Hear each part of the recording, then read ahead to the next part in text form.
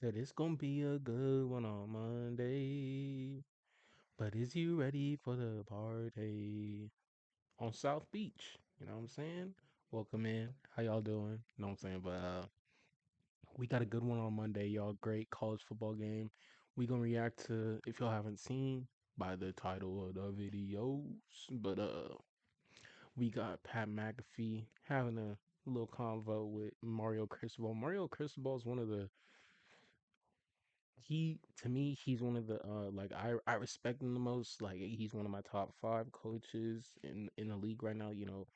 Back when he was called, like when he didn't know how to call fourth quarters, the late game management, how he used to do that 2 years back, a year back, it wasn't good. um it cost him games, it cost him playoff spots. Last year it did some game in game management, but how he handles himself, how he carries himself, I love it.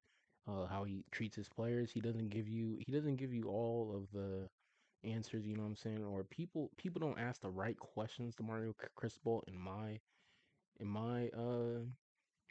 experience, because I've seen him in some interviews where it's like, hey, like how do you recruit? Because he's known to be a recruiter, so it's like, how do you recruit your players, and or but or it's like someone asked him what was the secret sauce in Mario Cristobal's recruiting to get in players or whatever, and he was just like, there is no secret sauce, it's just hard work and determination. But it's just like, okay, oh, like I get it, like you're selling hard work to your players, and like they might see the campus like, it's in Miami already, so you're already sold on Miami or whatever. But I would have asked Mario Cristobal, like, hey, like how, like, are you what type of schemes, like for your O lineman, what are you telling your O lineman since you've been a former O lineman?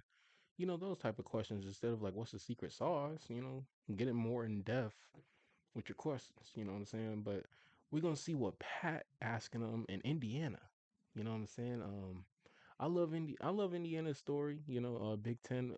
If you can't read my hat, I'm a USC fan, and the looming question kind of around USC, it's about Indiana. But is you have Lincoln Riley, you have all this money, recruit your players.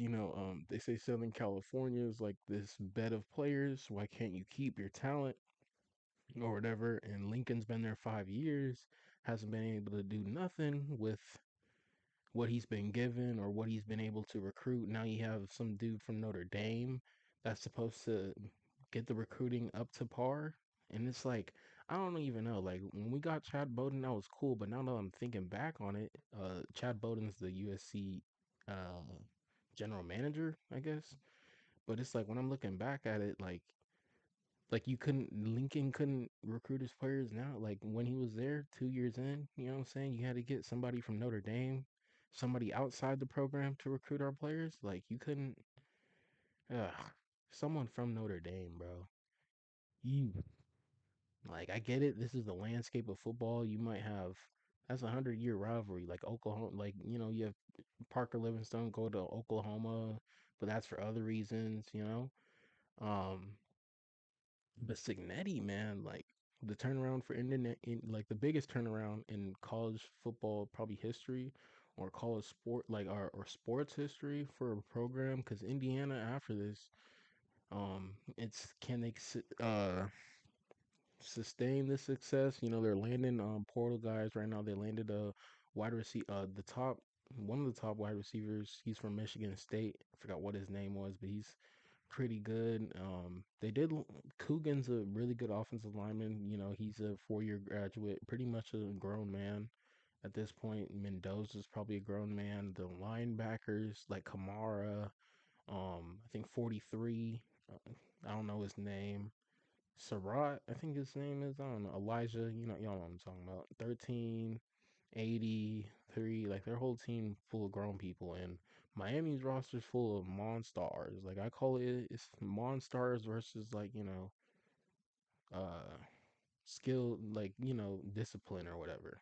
So it well, yeah, it's like because Miami, I feel like it's gonna be like their people, they have to out athlete Indiana to win. That's how I feel.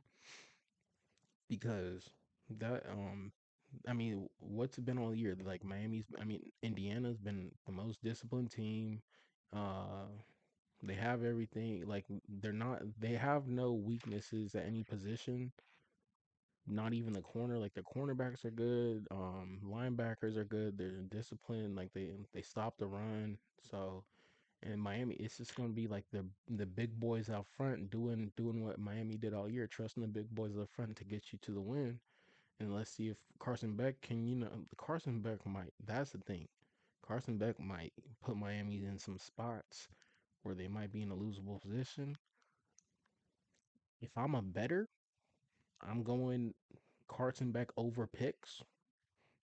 If it's one pick, I don't bet like that. But if Carson Beck, hey, if it's one over or whatever, above her, I'm going the over, bro. Like, yeah, this Indiana team gonna pick them off once. Let's see if they can rebound them. I'm predicting that. Yeah, I'm calling it. So, but yeah, this is gonna be.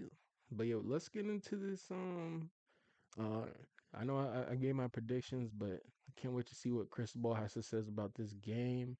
And Pat McAfee, I like Pat. He cool. You know what I'm saying? I like his crew more. Shout out Pat. Shout out Pat. Shout out Connor. Shout out the whole gang. AQ, Darius Butler.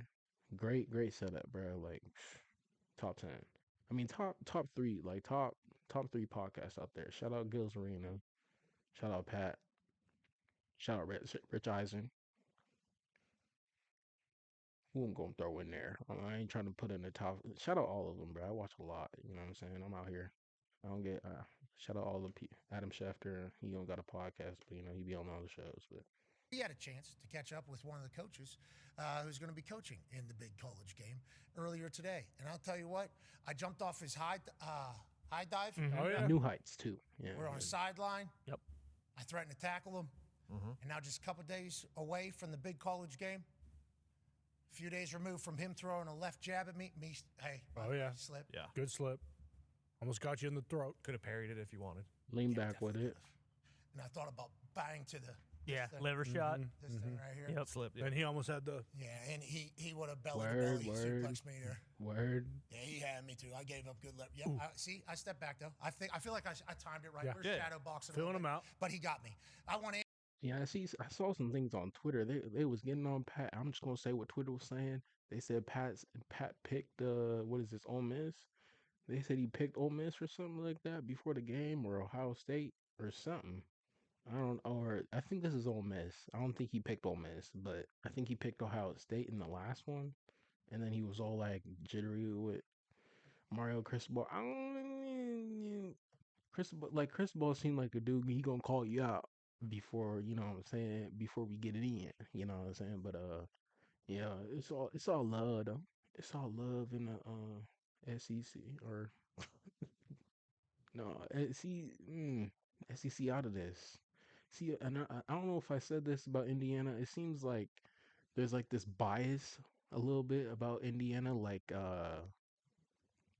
not this bias, but this cloud over Indiana. Like SEC people have this cloud about Indiana, like they're bashing them or they won't.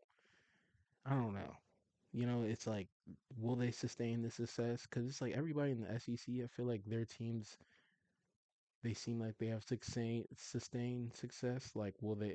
Seems like the SEC is just waiting for Indiana to drop off after this and clown on them. Like, oh, you couldn't do this for a long period of time. Everybody knew this. You couldn't recruit. That's why Lane did what I don't know. You know what I'm saying? But because Mississippi ain't going, we don't have to get into Mississippi. But you know what I'm saying? Mississippi ain't gonna be pulling players like that every year. Trust. Trust and believe. But Miami, they don't get this cloud over their head like in the media, you know what I'm saying? Like SEC media I feel like has a cloud over Indiana, and Miami has no cloud. The ACC or the Big Ten. The Big Ten because Indiana's in it. Um, they ain't going they're trying to hype up their crowd, or ACC, they have no uh what's it called? They're not saying anything bad about the Big Ten. Really, it's all bashing the SEC because the SEC was the one saying, "Hey, we're top dog. We're top guy, and all that. So you know, you know And he how immediately to knew he was going for under how to leverage. get He into actually that real lifted my quick. hand up and did that. That's what these jujitsu things do. That's right. That's That's exactly what right. these jujitsu. These are machines. Okay, they are fingering your rib cage, so you just go Oh, like let that a me. little bit. Should I change it? Should I change it for y'all? Should I change it for my gang? Should I change it for my crew? Should I change it for the YouTube? What As it soon as you do that, do? bang, chicken wing, broken shoulder. Like that is what they are masters of the body. They can control what you. And he did in that moment. I thought we were coming in for casual thing. After we did the entire thing, nope. Leverage lifts it up, bang, and I'm under your arm, and you're dead. He knew. That was a toss. Yeah, dude.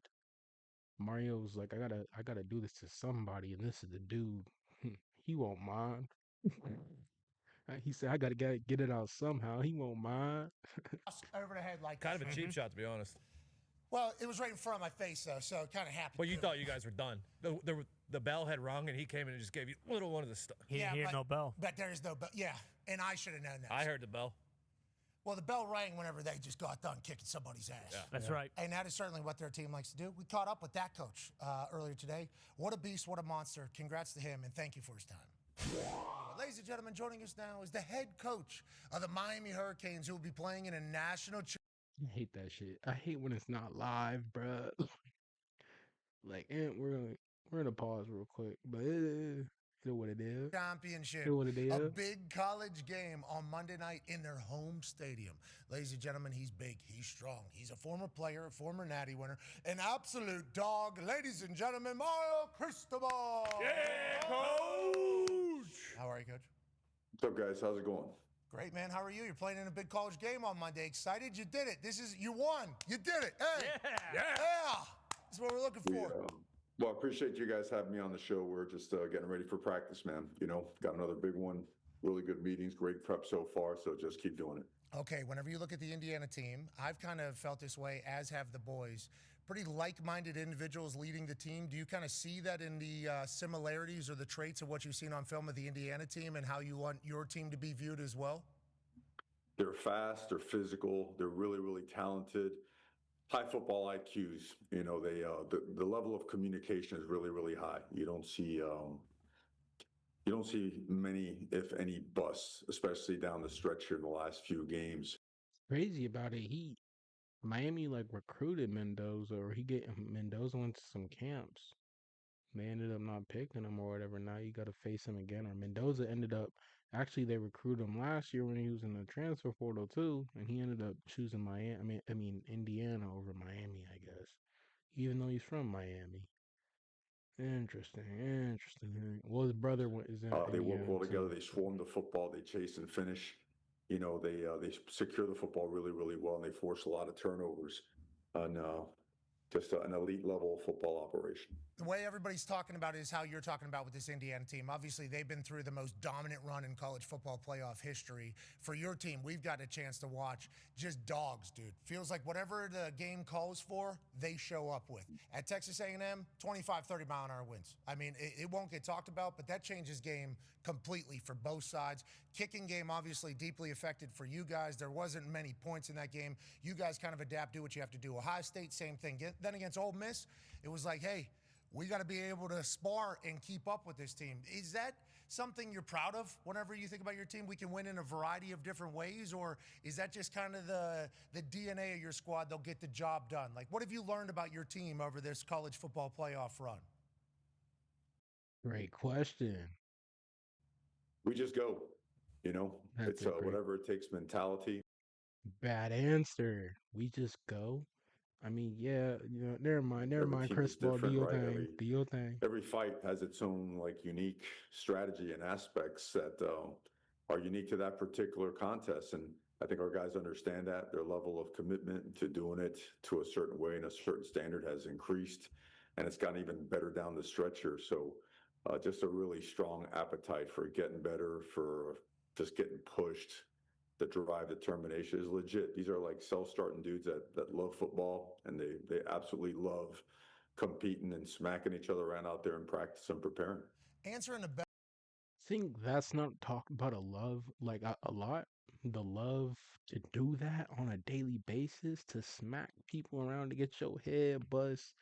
Like if shot like if you ever play football out there and you get your head smacked, like I played D lineman, O lineman, bro. I got my head smacked. I was like, okay, like I don't know if I could do this for a career.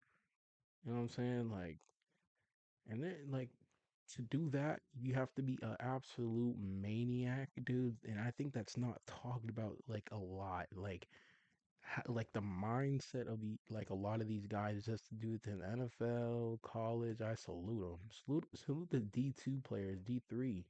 You know, I can only do it for high school. That wasn't for me, dog. I love talking about this. I think I found my lane. You know what I'm saying? But yeah, man, it's not talking about enough. The absolute like maniac you have to be to do this over and over to get your head like wide receiver, quarterback might be different. You know what I'm saying? But the D linemen, linebackers, hey, if you running them Oklahoma drills or I don't know, Oklahoma is different. Like I could, but there was one time, bro, like it was like three times in a game, like just my head got bust, like just coming at the quarterback, like running into him with a O lineman, the quarterback, just my head ran into everybody, and it was never called. I was like, what the hell, like, you know what I'm saying? Like nothing was called on the field, like hey, like nothing, hey, nothing against it, but I'm like, it is what it is, and I couldn't do that for a career. Shout out them boys, drink a beer after and call it a day. But man, L, what I a think is the life. big thing is how I What would a life. describe your team because maybe Miami teams of the past or But it's that dream of chasing that millions too. You know what I'm saying? Getting to the NFL, all the other stuff, So yeah. flashy teams of the past, if they were to get into an actual fight, they'd roll over. Like I think that is what I think you consider yourself, and you don't say it. And obviously, I don't think people that have an alpha or a toughness trait don't come out and tell you about it. So anybody that's telling you about it is certainly something. But I think a lot of tough people would think that these show front runner type teams, if they get into a real fight, they'll fold. Your team starts getting into real jousts, answer, and then over the top. And it feels like on the offensive side, obviously Carson Beck is making all the Everybody like they do like fight analogies and stuff. My favorite fight analogy though, like I think every when we do rankings, and this is rankings when it comes to rankings and everything, but when we do that, my favorite fight analogy is Muhammad. What is it when he fought the Thriller in Manila? It wasn't Joe Lewis. My God, why am I drawing a blank? George Foreman, and George Foreman beat somebody, and then Muhammad lost to that somebody. I'm drawing a blank. I'm not gonna. Y'all can stay with me. Stay with me now. Hold on. I gotta look up who Muhammad Ali lost to. But it's like when I don't know. Give me one second.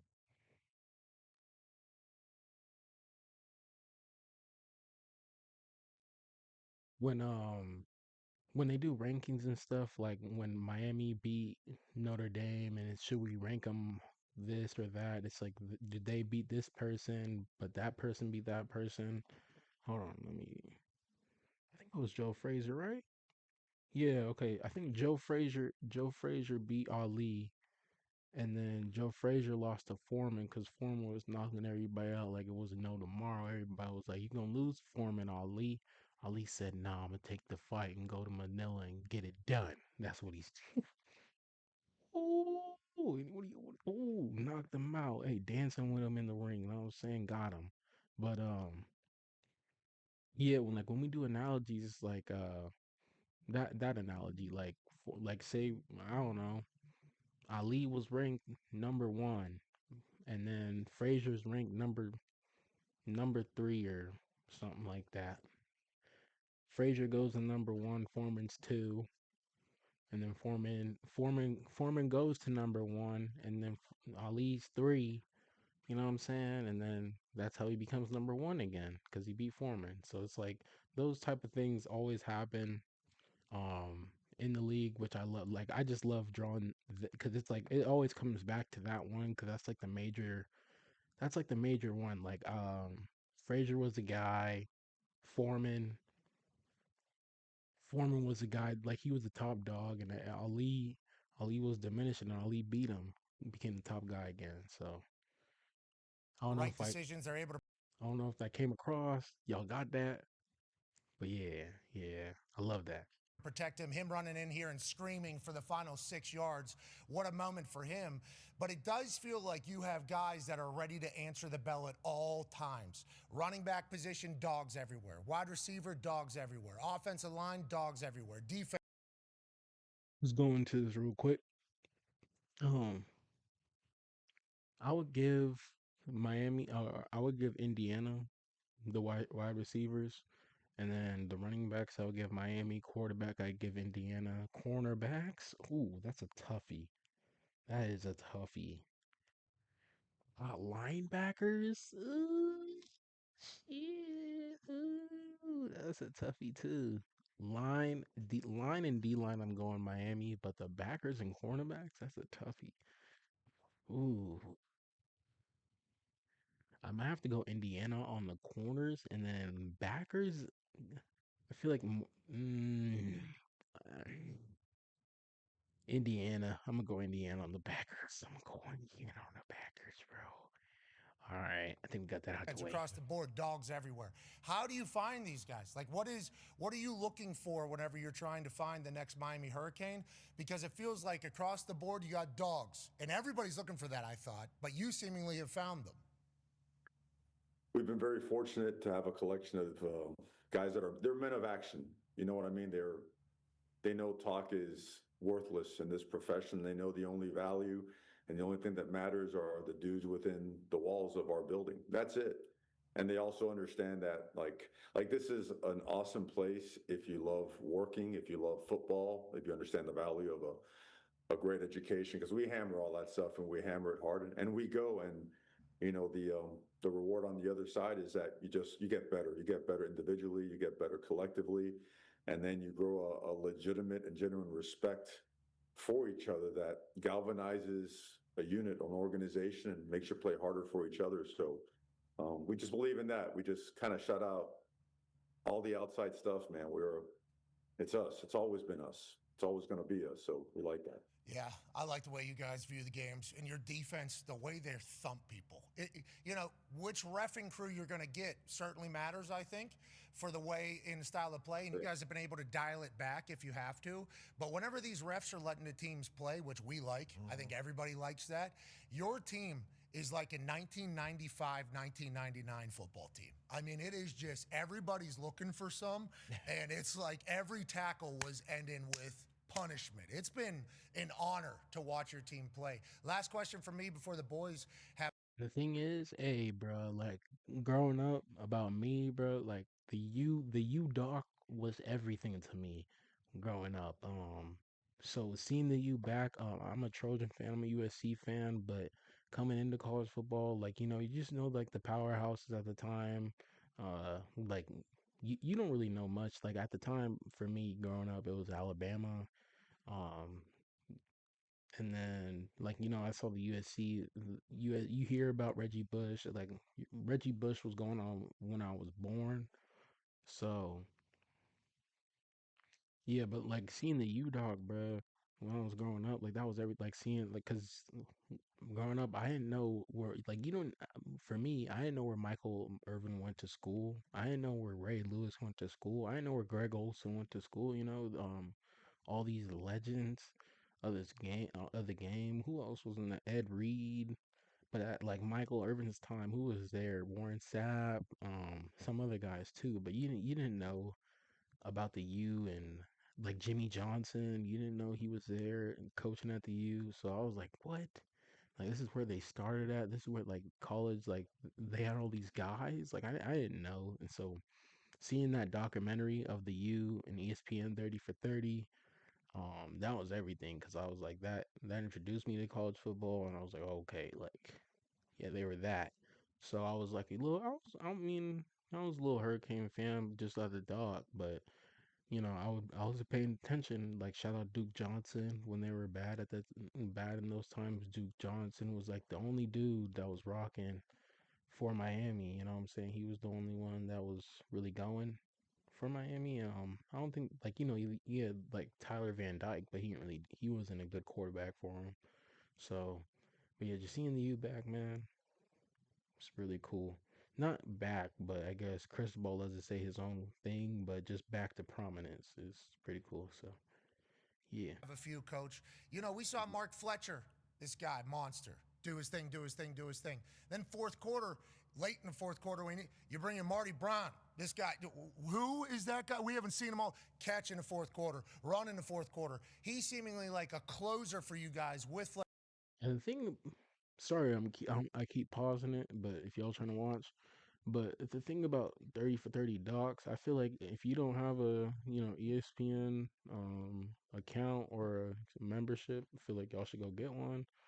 Just get it for like if they have the free week or whatever, you know what I'm saying? Go watch the Ole Miss doc about Ole Miss because it's very telling about why they're not in prominence. I feel like all these docs would tell people about the history of the programs. Don't watch the 30 for 30 on the Trojan War. That's a bad one. Some of them are bad, but they do a good job. Like I feel like, or just do your research. That's what I feel like. You don't go by 30 for 30. Just do your research on the programs. You got Grok, you got AI. Google's not that good anymore. You got Pete Thamel. Shout out Pete. You have a whole lot of people that have been doing a lot of things. They have some things on there like the football 150 years of the game. They go and they have some debates on there with who's the guy on college the dude on college game day. I'm drawing a blank. It's with Pete Thamel. Not he's not with Pete Thamel, but he hosts college game day. He has his own podcast with Pete Thamel. But he did it. It was with Marcus Spears too, some other people. Holly Rowe. Shout out Holly, bro. Holly is a worker. She be at the basketball games and the football games. Reese Davis. Reese Davis. Got your Reese.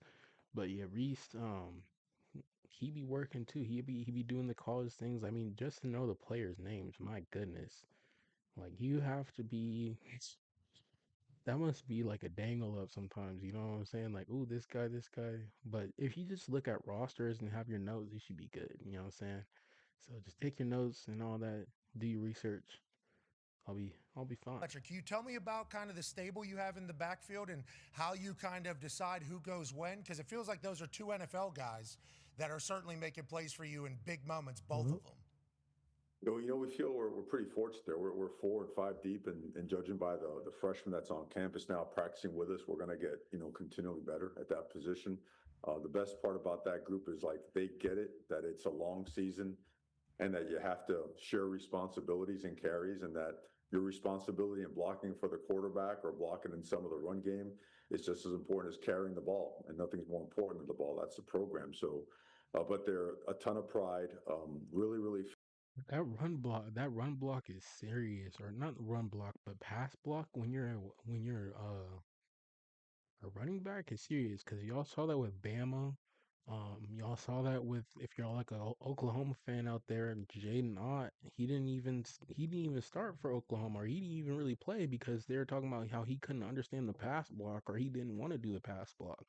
So it's very important, like for these, coaches and all this. You can lose your job because you don't want to do pass blocking. You just want to do the highlight reel and all the other stuff. And Mark Fletcher and their other back, I forgot what his name is, but he's fast.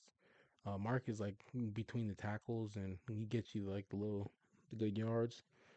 But yeah, man, if you don't do that pass block, shoot.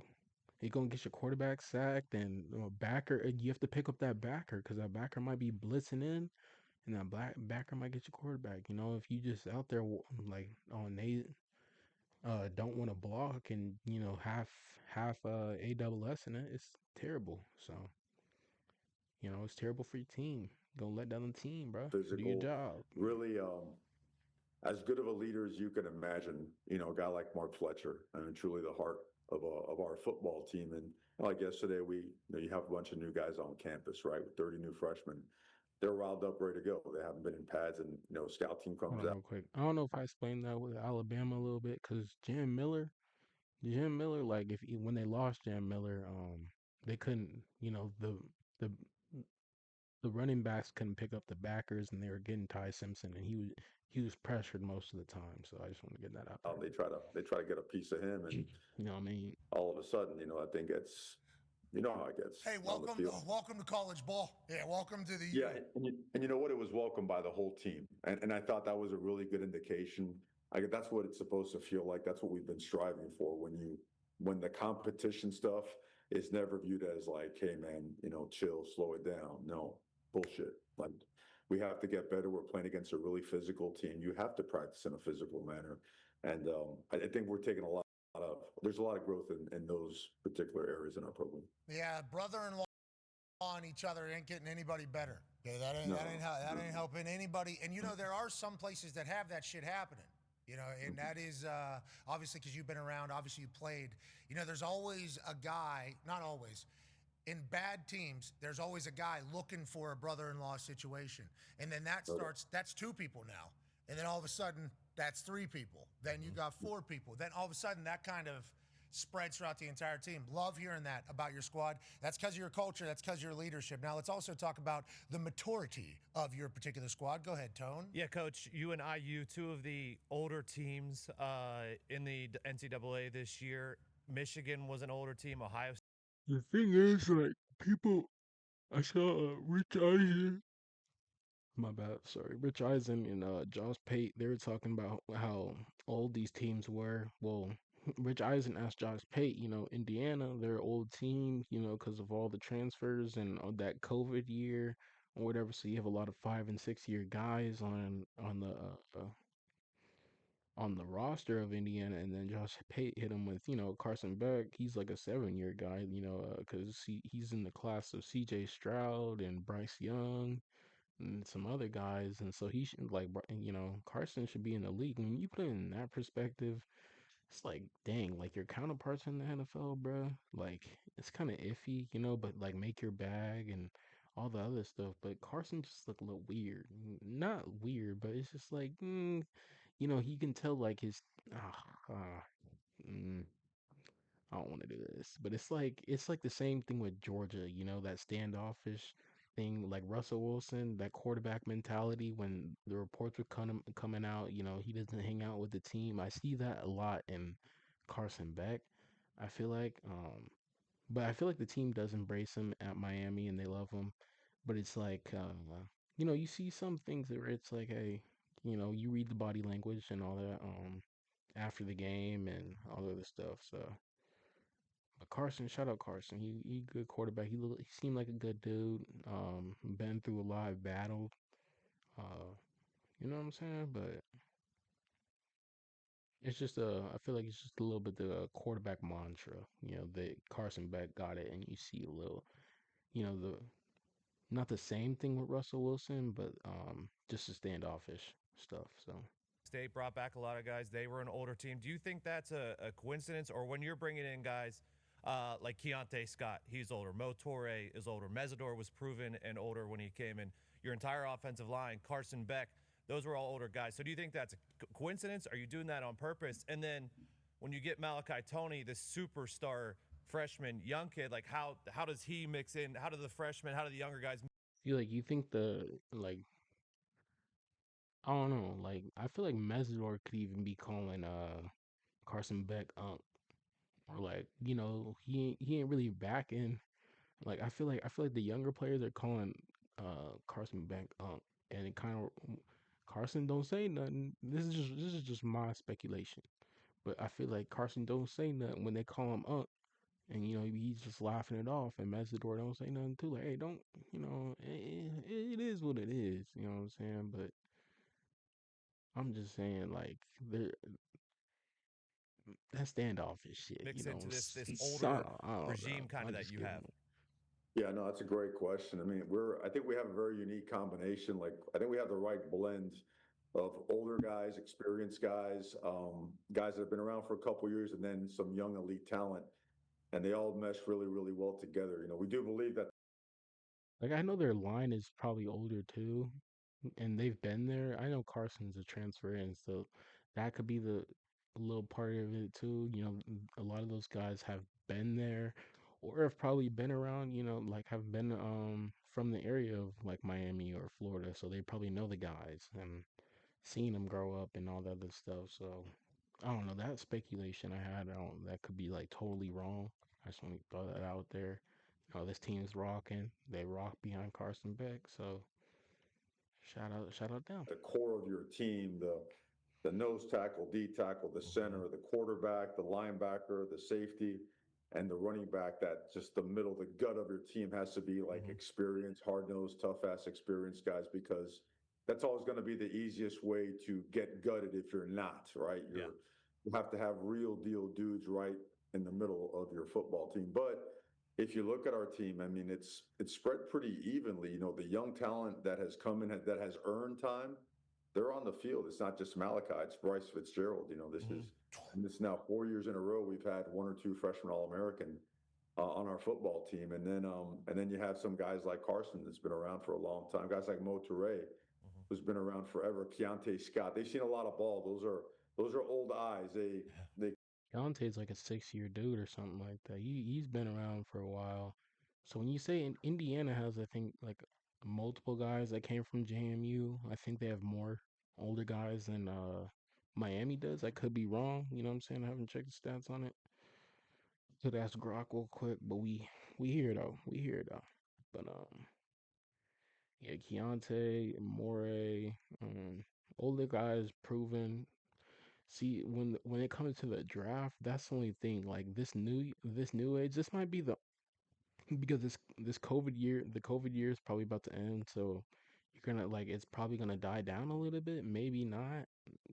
Like kids get injured and they get more years and all that other stuff. So, but like when it comes to the draft, like are you gonna see like some 6 year, 7th year guys going in the first round, or is it, or the NFL, are they going to view them as, they couldn't get it done in their 4th year or whatever, their 5th year or their 3rd year. So how good are they? You know what I'm saying? So we'll see how the NFL views them in the future. kind of We'll have see. that sixth sense that Schematic. allows them to play at a level and make plays that maybe a particular call didn't call for. So I think it's the right blend, and they do a great job mentoring and pushing and holding the young guys to a standard. That Keontae Scott pick six jump against Ohio State is obviously going to be one of the lasting images of this particular big college football playoff that we have going on right now. Your team has a lot of I don't want to get pound Gorilla copyrighted. I maybe don't want off to of take no his back chances. in You that know what I'm saying? exact moment because of everything he's kind of been through. And I said on game day, and I probably Tone are Diggs getting and I kind of talked copyrighted, about but it heading into college game day. They're talking about that was storylines that crazy. potentially can come out of this. Uh, that running, bro. Look at that. My God, bro. Look at that stadium, bro. That is crazy. That'd feel dummy for Carson, bro. That moment for Carson, bro, solidified. 18 seconds left in the fourth. That was an insane moment for them. Particular playoff run for these teams. It's like the rise, fall, and rise again of Carson Beck could potentially be the case. Tell me about Carson Beck, your quarterback, what you've seen from him, and He's he's not an NFL quarterback. I feel like he's a backup. Stenson Bennett. Um, it's just the interceptions, bro. Like that SMU game, still like it's gonna cost. Like if it's a regular season game, you know what I'm saying? Like what's gonna happen or something like that? Can that be improving on? When he goes to the NFL, I don't know. What's a good team for him right now? Maybe just being a backup, waiting his turn. I say somewhere like in Indianapolis could use him. The Colts. I see like the Colts could probably use somebody like him. Proven. He could be there. Like he can go in there. Early. Probably be a starter early and get you some wins. If Anthony Richardson's not ready, and then cause who is their plan this year? Daniel Jones. Yeah. So like maybe re-sign Daniel because he's not on the contract this year. I don't know. He might be, but I draft Carson. If Daniel gets hurt, he can step in there. So, but that moment must have been. That was dummy. I was jumping up and down for Carson when that moment kind of the happened. whole year that was with him as your quarterback. Because whenever he goes to your place, and obviously it's outside the building, there's a lot of drama immediately about Carson Beck. You know what? I think he gets his car robbed. I think a lot of other things happen. People start burying him. You guys lose. You guys lose a couple. You aren't perfect. It's like this guy stinks.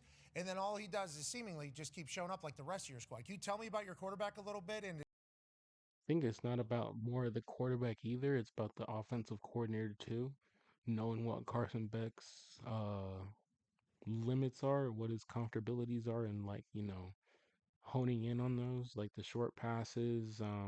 If a big play comes open, he does it, he gets it. But it's setting up the big play though, like run.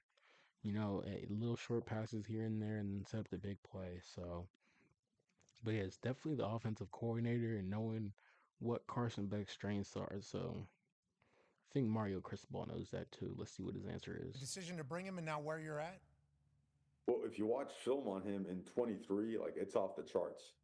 He's ripping it all over the place and leading that team to Yeah. high level victories and a great season. And in 24, it just seemed that offensively, they were, and a great team. Obviously, they've been outstanding for a while, but you could tell they were off offensively. There were some guys down on the offensive line. Protection wasn't holding up as it was before. And then the receivers, there wasn't a connection there. And then he gets blasted and gets hurt. We had enough people that knew him, knew of him.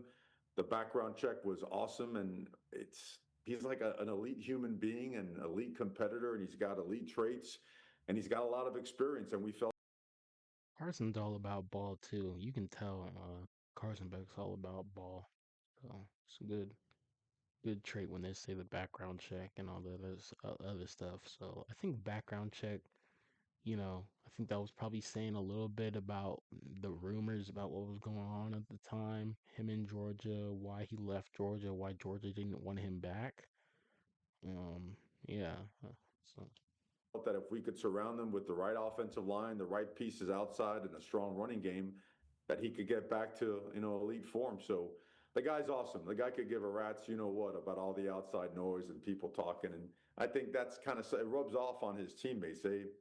They're cut of the same cloth, right? The same type of DNA. So this guy's been nothing but awesome for the University of Miami, and I'm really happy for him that he's continuing to push on and have an opportunity to go get another 1-0 because again, that's all he cares about. He doesn't care about personal accolades and awards and all that stuff. He just wants to win. So fired up for the guy. Yeah, your wide receiver crew is awesome. Marion Daniels, Malachi, and then obviously you add in Fletcher and Marion's a Brown dog and too. That catch he offensive line made. that has 6'9". Is that what Bell is? If I recall, 6'9" on the. Yep, 6'9", 6'9". And then I think you got what? Absolutely massive O linemen, and they're all there. I think a lot of them were there last year when Cam Ward was quarterback. I don't know why they couldn't get it done in the Pop Tart Bowl or nothing. I saw Cam Ward on the sidelines. He gonna be a Miami legend forever. But it's just like, dang, like if you got a bowl win, you know what I'm saying? Like, it's all good. 6'6", 6'5", 6'6", and then like 6'7" on the other side. Maui knows him. We're pretty large up front. We end up getting some big dudes, but you know what? They're athletic, jumbo athletes, man. These guys could run. They're I think that's a shot at Cam Jordan. I think Mario Cristobal heard a little bit what Cam Jordan said. If y'all didn't know, Cam Jordan said, offensive linemen aren't the most unathletic people in the NFL or in all of sports. And he said they shouldn't really have a job. They're just like, fat guys that just move up there. So I think Mario Cristobal is like, hey, no, we got some athletic guys now. There's some athletic people, O linemen out there. Don't trip. Hey, and we know if you know, you know. We ain't gonna get into that, but O linemen are they athletic. metrics are really high level. Some are off the charts. The bone density of Minoa is like Hold that on, of let me like let a me just go back. front. We end up getting some big dudes, but How Pat is standing. It's just like you see my wrist. Hmm? You see my wrist? Yeah, all right. You see my wrist though? You see my wrist, huh? Cristobal? You see my wrist? But you know what? They're athletic, jumbo athletes, man. These guys could run. But you just Their standing there, you know what metrics I'm are saying? really You high know, level. yeah, Some are I'm a off the little. chart. That's a little thing. I'm just. He's off. And so, and you know what? And they approach every day like they're nobodies, and they like getting pushed. You've seen Coach Mirabal, our offensive line coach, man. He gets after their butts like it's day one freshman just trying to earn a spot on the scout team. You know, that's Mm. why they're great. They're all about it. And you know what they do? They do a great job helping us find the right guys to come in after them in recruiting. They're really good with that. I love to hear that. Everything seemed like military too. Like we saw Dion with the if you don't follow like the well off thing, they had like military come in and you know, do their training camp. But most of these guys, how they talk to them is like very militant and everything. Sometimes it can get a little dead. Like the message could get a little dead if you're not. You know, Pete Carroll isn't a militant guy, but these college coaches, a lot of them are militant. Jimmy Johnson, maybe a little bit. He just wanted perfection. Pete Carroll wanted perfection. Not really like militant. Some of these guys, they try to play that militant role, and it's like, dude, is that really your personality, bro? Like, just be yourself. You know what I'm saying? If you want your guys to do what you want them to do, just be yourself too. And I don't know. Sometimes sometimes I feel like it's not genuine. It's like, you know, I have to be hard ass, and some of those guys aren't hard asses in the first place to be even doing that. Like that's not your role. Like Coach JB, if y'all haven't seen him, he talk his thing or whatever, and he is what he is, but he fits that persona. He does what he does every day. You know who he is. If Pat came in and did what JB did, you'd be like, "What the hell you doing? You can't do that." If anybody on Pat's crew came in and did what JB's doing, it's like you stepping out of bounds. Barstool, what are you doing? Stepping out of bounds, like talking like this and talking like that, like giving opinions on things you have no opinion on, things you know nothing of, and you know things of that nature. So, or you haven't been through those situations, but you're giving up your opinion on them, or things like that, like real serious stuff. You know what I'm saying? Because JB, he be dibbling and dabbling, but you know I be watching everybody. I watch everybody Passing when I down the can. baton of a great offensive line is once again great culture from an offensive lineman. I would expect nothing else. They're always with the ball carrier too, whoever it is. We've noticed, and obviously you see that on film. Anytime you're big guys, like when Quentin Nelson got drafted to the Colts, Quentin Nelson was picking up the wide receiver who had the ball. This guy's 20 yards down the field. First person to him was Quentin Nelson chasing the ball, chasing the ball, chasing the ball. It was like, holy hell, this sets a standard. Every time you guys score or anytime you guys have a play, these massive jumbo humans are in the end zone with their teammate. Like, it feels like you have a very tight group, and it feels like that Jumbo humans, bro. Oh man, Cristobal, like, uh, Cristobal look like a bird. I'm playing Cristobal. Let's show offensive line does lead the way. Now, you have a very busy schedule coming up before the big not college like game, so we appreciate you taking time. On that note, a little different than Indiana's week, it feels like. Go ahead, Ty. Yeah, look at that coach. In terms haircut, of bro. He look like a preparation, raven. are you treating this Cristobal look like the Raven logo, bro. week as a Shout traditional out home game, Cristobal. or do you have to kind of tweak His things a haircut little look bit like it. because it obviously isn't a I love traditional it home though. game? I mean, I understand having the blinders on, but I'm sure you have all the players are dealing with family, friends, asking for tickets. Obviously, there's just a bunch of pomp and circumstance and bullshit surrounding the team being down there playing at home. So, what is the preparation like going into Monday's game? It is no different than any road trip and has road trip mentality. And I'll tell you, you just mentioned a lot of the reasons why, but you know, the parents, you know, we engage them with messaging early that we're shutting down all the outside stuff and as it relates to tickets and everything else, because we have great families, but you know, like anything else, right? Everyone wants to be there and be involved, and they've been awesome and understanding, knowing that we're going away.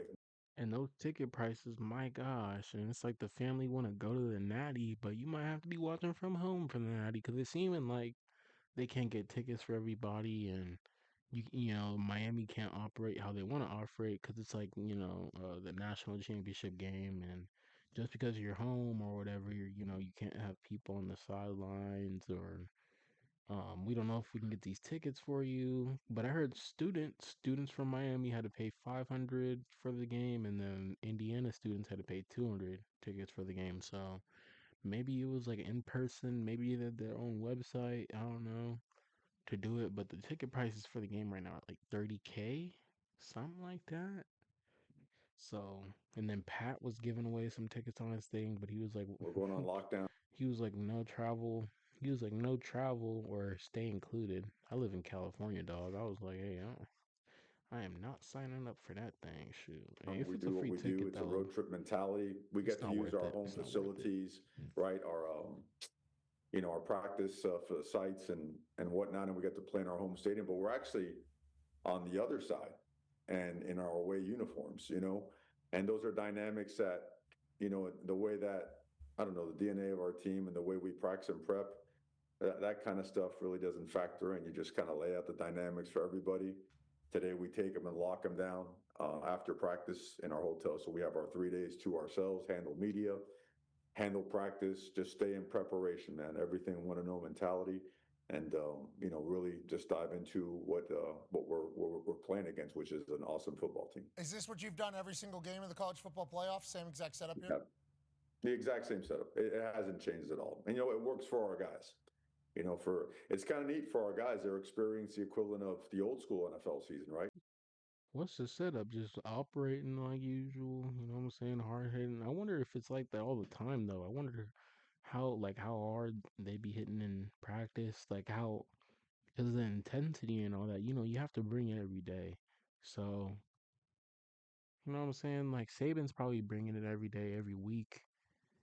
Cristobal's probably doing the same thing. Hey, you gotta hit him like how you hit him in the game. But that shit, doing that over and over, man, is ooh, 16 games. that's a job And they've though. You been know what I'm great. saying? And you Going know to what? work. We've done a great job taking care of the bodies and at the same time just letting it rip in practice, man, and cutting it loose and being physical and never losing that part of our team. Never compromising the physicality and the work that comes with being able to play at your best on game day. Being able to balance having an edge and keeping people healthy is a fascinating dynamic. Your team obviously been able to figure it out. Last question here about the U as a whole. Go ahead, Connor. Yeah, Coach, there's been stuff about, your president and CEO, Joe Echeverria, and it feels as though he was a massive part of you coming to Miami. There's a couple press conferences where you actually talk about it. What does he mean to just the program and the school, and how big of a role is he going to play, in the football team going forward and just the continued success of the University of Miami? Yeah, he's the massive reason of why I was number one. I had the privilege of being offered the opportunity, but then eventually choosing to return. Because that was a difficult decision in terms of just life, family dynamics. I've been a selfish son of a bitch my whole life, so it is what it is. But it's always been Miami. It always has been, but it had to be right, and not in terms of me and my contract. And I'm not into all the money stuff. Yeah, you just want to stay at Miami and be at Miami, dog, because he's a Hurricane, played there when he was an O lineman, when he played football. So you see that with Kirby Smart, a lot of former players. Maybe it might happen to Dabo. You know what I'm saying? They might not, DeBoer might be out in Alabama. So, Dabo Sweeney was a former wide receiver at Alabama, I think. I don't know if he played for Bayer though. I don't know if he played for the Bear now, but he was a former wide receiver at Bama, so he might go back. So let's see. Let's see. You got to finish off with, and then we gonna finish this video. It's just not like football, and being a Miami Hurricane's always been everything to me. And the bottom line is, I feel like anyone that played here, we were young knuckleheads, man. We were. And Coach Jimmy Johnson, Erickson, all these guys, they shaped us. Hallenberger, I think, Jimmy Johnson, man. So, man, that was the crew. That you documentary, man, that did everything for me. That awoke in football, because of Michael Irvin, the personalities, you see him on game day, but to see like all these guys went to one place. That's a lot of places though, because that awoke in me like, hey, like Oklahoma had the Boz and um, the triple option or whatever. what's it called, the wing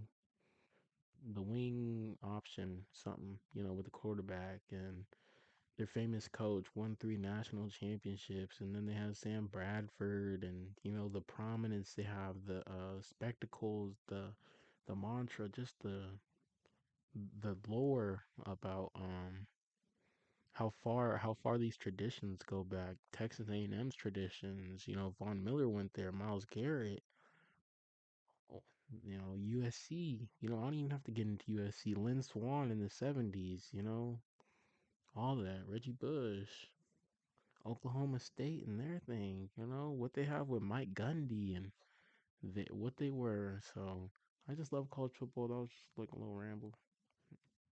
Change our lives forever. So I Little owe ramble. Miami, and I think all of us that went through her, we owe Miami, and it had to Little be thing, done yeah. right. But that we had to have a man right at the head of the whole thing, that was going to be able to provide us with all the resources to make it Yup. Miami like come into modern day football, because Miami had lagged behind. Miami had completely abandoned ship, and let's call it what it is, man. And what? See, is that it with USC right now? Like USC, I feel like they're halfway in, halfway out with it. It's like, hey, we'll give you the money, but it's like we'll go party on the weekends. We won't. Lincoln, hey, we'll give you the money and to get players, but we don't really care about the program. We love. I feel like they love women's basketball more right now um than football. That's just my thing. Cause when Mario's talking about like it, just Miami football just completely has um gone on relevancy. That I feel like that's bringing in people outside of the program to try to get your program back to prominence, and it didn't work. And so you have to get the people that love the program back in there, um, to fix the program. And USC has a lot of people in there that's not not for the program. And USC and Miami are kind of similar because it's like, Miami's a hot destination spot that it's a vacation spot. LA is kind of like a vacation spot, but people live there. It's like sunny. Things are going on in those two spaces. And so it's like college football fans, they hate those two spaces because it's like, hey, like we love our blue nose, or our not our blue nose, or blue collar, hard working football players like Iowa, the Nebraskas, the Alabamas, the South Carolinas, the tradition and the history of the program. They don't like the Miamis. They don't like the USC because it's like, oh, you're in the big city, and the college program shouldn't really. Um, it's like the college football is sacred, and that's not really sacred. College football isn't really sacred in Miami or LA. So Couldn't go to the grave without Miami being Miami again. That's the bottom line. And that's why I came. But Joe Echeverria, his leadership, his engagement, his involvement, his passion for it, like the whole objective is to take Miami. We're progressing, we're getting better. We still have a long ways to go. But brother, that guy is a hungry dude, and he gets after it. And what I couldn't ask for a better situation, man. So it's in lockstep. and their guy, I think the AD that I think they're talking about, the AD or the general manager that brought back in Mario Cristobal. He's from New York, but I think he graduated from Miami. They had an interview with him too. I was watching a little bit, and he was saying pretty much like he cares about the program too. But that New York and Miami connection, it's like, hey, like you know, when we're done with the cold, we'll go to Miami. Whatever. We don't want to deal with that. We got the money. Hey, we'll go to Miami. So he cares about Miami a lot, probably being a New Throughout this whole Yorker. thing. So Good for you. Proud of you, man. there's some New Yorkers that be like, we live in Miami now. We claim Miami, and then the New Yorkers that like, oh, we don't like you, or whatever. That's just the rumors out there. Couldn't go to my grave without seeing Miami back. Columbus High School, obviously getting a lot of chatter. Your high school photo, hey, strapping, Wow. strap. Yeah, that's pretty much the end of the interview, y'all. This this picture right here, if y'all can't really see it, let me switch. Let me switch screens for you real quick. For one time, for the one time. I don't know. But Cristobal Yeah. Oh, Christopher Columbus High School. Wow. I don't know where that was. I wonder if it's still called that. In this day and age. But Fernando Mendoza's senior, call. I mean his dad Fernando Mendoza played with Mario Cristobal, and then some other dude over there. I think is on the Miami coaching staff or something like that. So yeah, man, it's kind of crazy bringing it all full circle for Cristobal recruiting Fernando Mendoza, Jr. And his son probably having a connection with Fernando Mendoza, so they'll probably be talking after the game, chatting it up.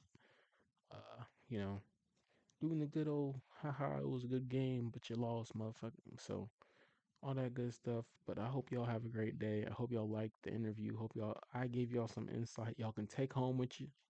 You know what I'm saying? Use it for the next game. Use it for the next video you watch. But yeah, we always trying to grow. Shout out. Do the things that people say. I ain't gonna say it for you, but yeah, we out.